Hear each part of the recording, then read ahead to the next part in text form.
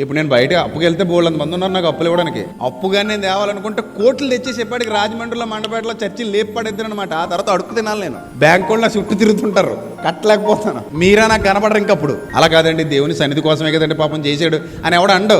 ఎవడ చేయమన్నాడండి అంటాడు. అవునా?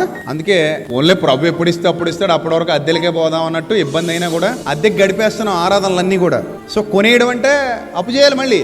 అంత ఈజీ కాదు ఇప్పుడున్న పరిస్థితుల్లో. అది మంచి పద్ధతి కాదు. చూద్దాం, టైం పడుతుంది. ఇన్నాళ్ళు ఓపిక పెట్టాం, ఇంకో నాళ్ళు ఓపిక పడితే దేవుడు ఏదో ఒక దారి చూపిస్తాడు. పని మంద కాదు కదా, ఆయింది కదా. సో అదనమాట.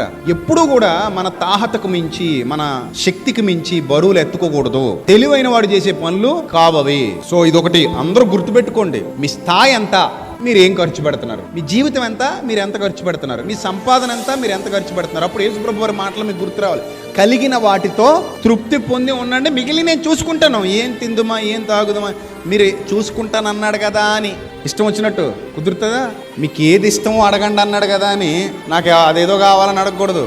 అర్థమైందా? మొదట నా నీతిని, నా రాజ్యాన్ని వెతకండి, అప్పుడు అవన్నీ మీకు అనుగ్రహింపండి. అన్నీ అంటే ఏంటి ప్రభువా? ఆ ప్యాలెస్ కూడానా, ఆ 100 ఎకరాలునా, లేదా కంపెనీలా, ఫ్యాక్టరీలా? అన్నీ అంటే నీకు కనబడినవన్నీ అని కాదు, నువ్వు కోరుకున్నవి అన్నీ అని కాదు. ఏమి తిందుమా, ఏమి తాగుదుమా, ఏమి ధరించుకుందుమా అని చింతించుకో.